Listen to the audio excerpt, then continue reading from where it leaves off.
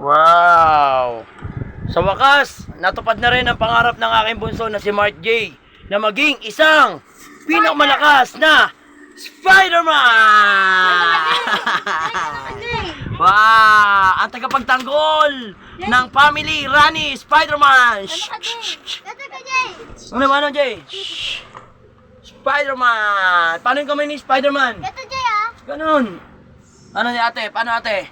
Paano kamay ni Spider-Man? Ganyan, no? Yun. O, dali. Tingin. Dali, pag nakita ka ni Ninong Arthur mo, ay, Spider-Man na yung inaanak ko, ah. Wow! Spider-Man! Ay, yung favorite niya. Naku po, iniyakan ako niyan sa mall. Ayaw lumabas ng mall habang hindi nabibili yung Spider-Man niyang costume. Eh, no? Wow! Spider-Man! Pogi ni Mark J, no? Yes! Spider-Man siya. Makapaniwala sa itsura niya, tinitignan niya sa salamin yung itsura niya. Paano, nak? Tignan mo yung itsura mo. Tignan mo. Ikaw si Baby Spider-Man! Tapos nagpabili pa ng laruan yan, eh, no? Ano naman to? Ang ano naman ito ay si Power Ranger. Go, go, go, go, Power Ranger! Ten, ten, ten, and ten. Go, go, go, go, Power Ranger! Galing kami Divisory, guys. Namili kasi kami lobo para sa darating na event namin ngayon Sunday. Nakauwi na rin kami sa wakas. Kumakain na si Spider-Man. Nagutom si Spider-Man, ah. Nga, oo nga, nagutom. Confirm nga, gutom na gutom si Spider-Man.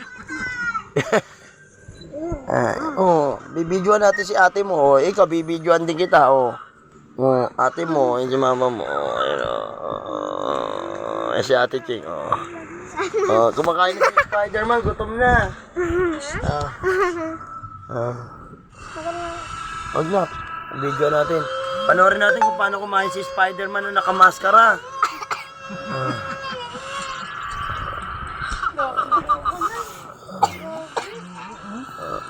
Loko-loko. Gusto mo? Ako po. Kita mo naman. Saka nakakita.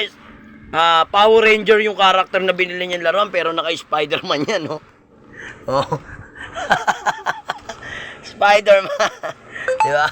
Nak. Mansanas. Mansanas naman yan. Ano sa'yo, nak? Ay, sinuot na ni ate yung bago niyang damit na ano. Anong karakter yan, nak? Ha? Beanie? Salamin.